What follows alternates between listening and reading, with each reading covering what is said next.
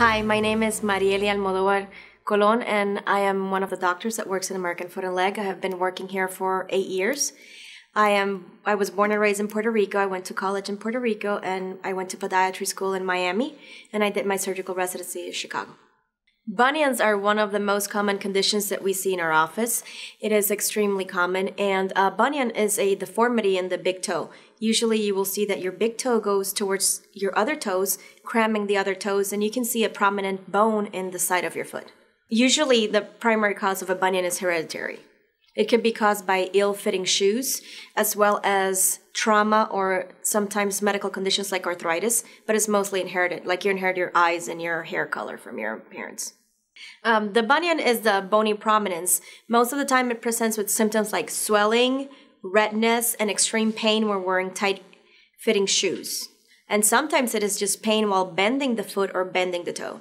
Anytime that you have any abnormality in your foot or anytime you have pain, you should always go to the physician to make sure that there is no problem with it. A bunion can be caused by many reasons, but usually is an inherited factor. Also can be caused by ill-fitting shoes or extremely high heels. Can also be caused by trauma, and it could also be caused by some congenital conditions. Usually is shoe gear is one of the biggest risk factors. There's different ways of treating bunions. There is the conservative way and the surgical way. Usually we first start with conservative, which includes padding of the area, wider shoes, anti-inflammatories such as Advil, ibuprofen, or prescription medications.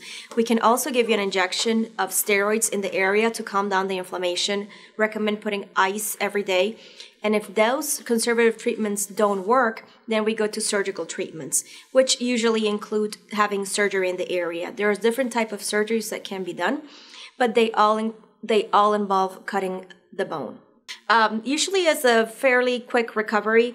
The patient will walk immediately after surgery and will be in a surgical shoe or a surgical boot for 2 to 4 weeks, but it is an easy recovery. The bunion is not that there is a growth happening in that area, it's that the bone is not straight and the bone keeps tilting and moving, and that's why you see that it appears to be growing.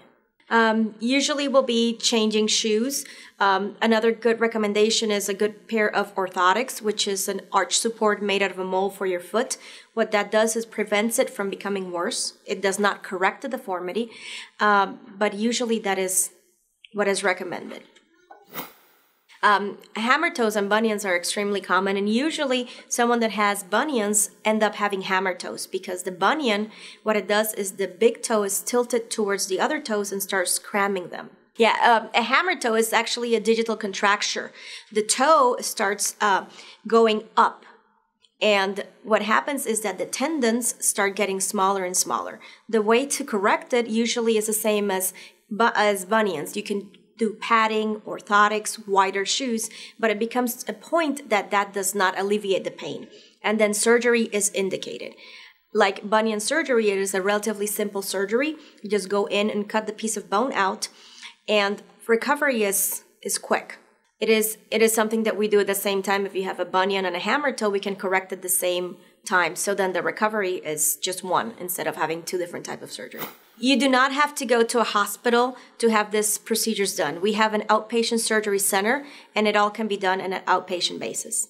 If you happen to have problems in both of your feet, we usually recommend to have one foot done at a time so you can have the other foot to put more weight in order for the surgical foot to recover easily and without much pain.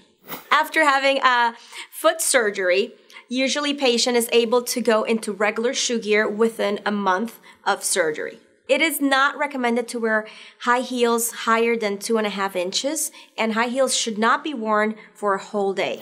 I will say the top 5 conditions why patients come to our office. I will say number 1 is onychomycosis and tinea pedis, which is fungal toenails and fungus in the skin. Plantar fasciitis, which is heel pain. Achilles tendonitis, which is a pain in the Achilles tendon. Bunions and hammer toes.